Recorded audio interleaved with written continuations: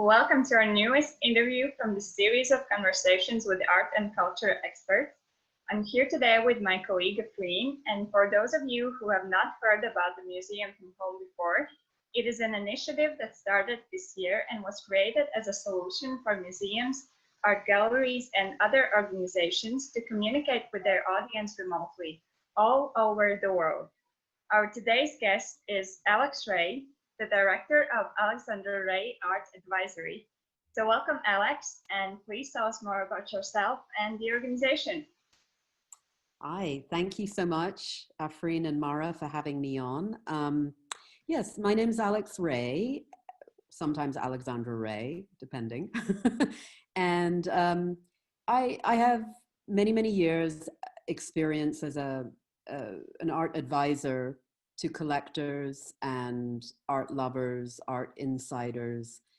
And I also have launched a new art venture called Eye of the Huntress, which is a curated quarterly online exhibition series that we are using the talents of INVI and their fabulous team to create art exhibitions in an imagined rendered space. So we're using technology to bring art in front of our buyers and collectors by creating a new experience. We had the honor of working with you on that project, and it was so exciting for us because it was your first venture as Eye of the Huntress, and we really took on that project and really wanted to understand who you were. And the one thing that we kept learning from you was that you kept referring to this chocolate box. It's like this perfectly curated box, and everything is there, and anyone that wants to buy the best of the best work, it's all packaged for you. So you would enter this virtual experience and you would get to see the best work.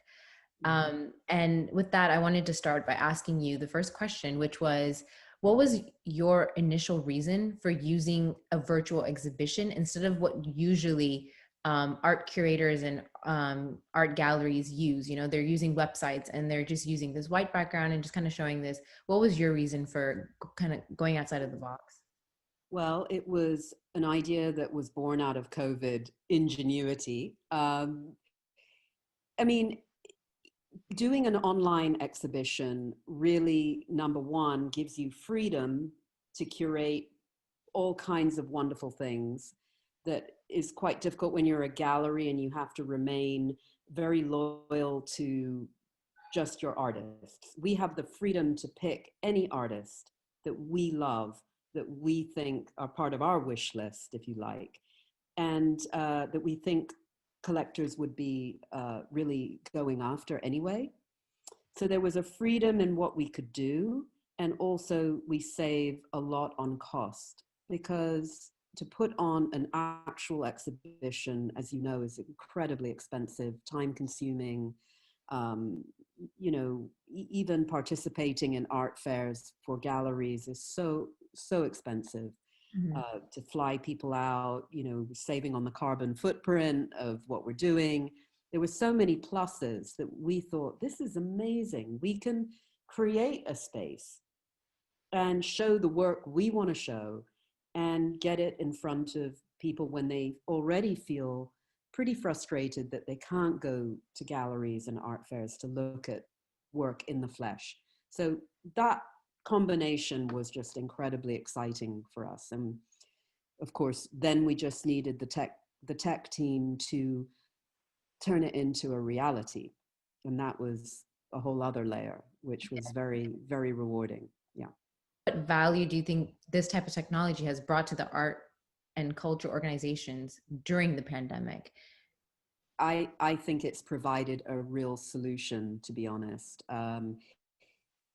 75% of art is now being sold online. It's not, yes, collectors can build relations with galleries and they might be able to have a few private in-person meetings, but the way art is viewed and sold is online. So to focus on an experience for the buyer is, to me, crucial.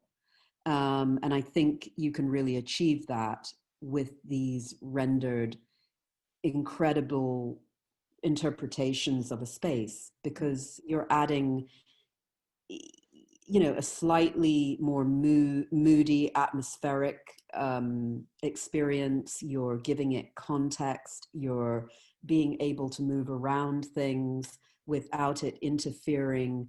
You know, I mean, of course, all galleries are presenting online viewing rooms, and it's this kind of Matterport thing where you feel slightly seasick and you're like trying to navigate. And we wanted to create a beautiful experience, almost like you watch a beautiful film and you have time and space to let something filter in and reach you emotionally without all the distractions.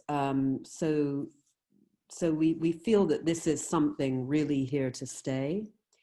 And I think it gives buyers a context and a confidence right now to be able to buy very covetable artworks at the press of a button, sight unseen. You know, it's a very effective tool, and the feedback's been amazing. Yeah, and so, you know, we're looking at this technology in this time, in this pandemic, right? Even though some people may be in lockdown, some people aren't, we're just all kind of in this very unknown territory. How do you see this technology then playing out when it comes to post-pandemic, whenever that is? Yes, I mean, you know, art fairs and things will go back to, I guess, a new normal, but I think people have gotten used to doing things online and being very comfortable with it. And, you know, it's never going to replace an in-person, you know, visceral experience. But what it has done is it's made it effective, seamless, fun, and I think will continue to instill confidence in buyers if they can see something in a context of an actual house, not a gallery. A gallery is very, very impersonal. For us, that's just our little niche area that we work with, is actually making sure that clients have, you know, have the piece of art that they're interested in installed in their home and really consider how it fits into their home. Whereas if you go to a gallery, they'll just sell you a work and say, bye-bye, thank you very much. And you're left with like, okay, you know, where am I going to put it? Does it really, you know, there's a lot of things that sometimes collectors or buyers don't have much understanding of. And so we're really a full service, and we love actually making the experience of buying, you know, and considering a work of art for your home actually work, like, you know, from start to finish. Yeah. Okay. And then, so I'm sure like when you were, you know, I remember our first conversation when you had come to us with this project and this idea. And so I'm sure you had seen some things like this before, or even now as you're doing this, you're seeing other virtual platforms. What, of all the stuff that you've seen, what has really left an impression on you? Like other projects, you know, it doesn't have to be. Yes. You know, I did a lot of research as to who is doing this in the realm of being an art advisor and art curator. And not many people are doing it yet, but I feel that they are going to be jumping on the bandwagon very soon. So we consider what we're doing very much ahead of the curve. But one thing I did see that was done very brilliantly was an English art advisor who has an exhibition series as well. His name is Lawrence Van Hart, and he is a team with his mother who've been, you know, art advisors to many, many important collectors over the years. So it's kind of like a family business, if you like. I saw something he did before we worked together, and you know, I had to kind of blink and look at it like, is this a real space? How the hell did he put this amazing sculpture in the Grand Canyon? Or, you know, it was really well done. You know, it had a few glitches, which we detected. But other than that, it was really effective. And I thought I could immediately see the value and the freedom of being able to put amazing works and show them how it could look in various different locations. So Yeah. he did a great job. And other than that, there really haven't been too many that I've seen. Mm-hmm. So I think this is something we're going to see a lot more of. Okay. So I think definitely, I think what we all, when we started on the design board and we tried to like look at, you know, what direction we want to take, I think what's really powerful with this kind of technology now is that, or this type of product, is that you're able to do is storytelling. And that's what's really important, you know? And I think that's what we really got intrigued when you had showed me Lawrence's stuff as well. And even our own product, you know, what we came up with as a team, I think it was about that storytelling and being able to kind of do that. And based on that and what everyone has seen around you in your circle and, you know, clients, what type of feedback have you gotten just about this complete? Oh God. They love the sort of surreal quality of it. They like that imaginative thing. They feel entertained, which is, I think, the aim of this is to give someone an experience.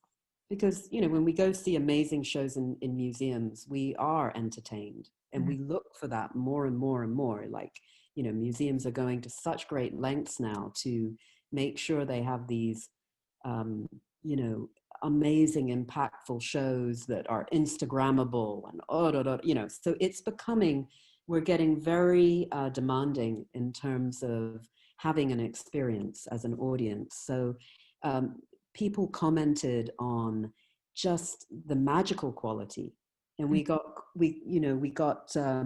commissioned from developers as well who wanted to get away from neutral kind of generic presentations to something a little bit more atmospheric.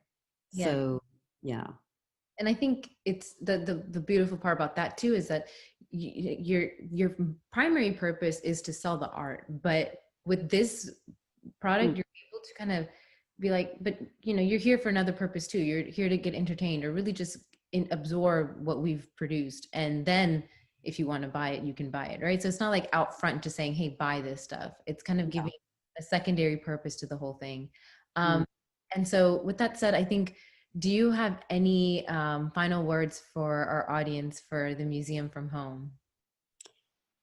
I do. I mean, I was a late to the plate technology person, but I can't tell you how excited I am now that I realize what can be done with your visual rendering and all of your imaginative, you know, capabilities. I'm very excited about it, and you know, I think it's very much ahead of the curve, and we are going to be really immersed in this kind of presentation in the art world, especially.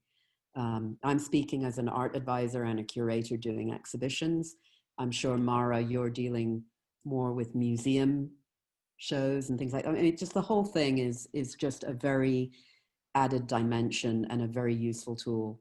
I think the next phase forward is virtual reality, you know, complete wearing goggles, which I'm not quite ready for.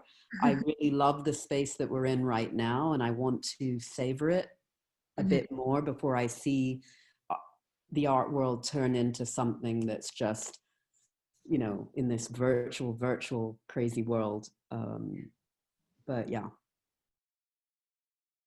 Thank you for joining us. If you're interested in working with our team, please visit themuseumfromhome.com or send a message to team@themuseumfromhome.com. Thank you.